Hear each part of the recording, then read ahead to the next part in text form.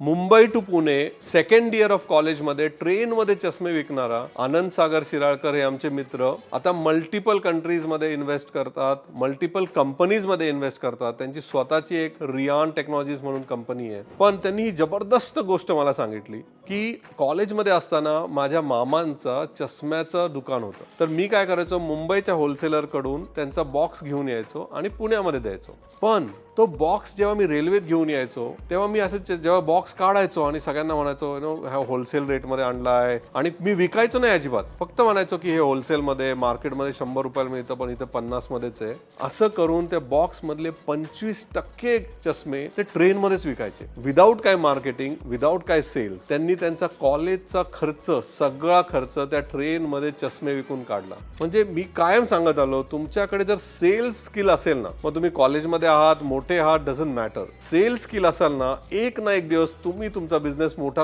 करू शकता.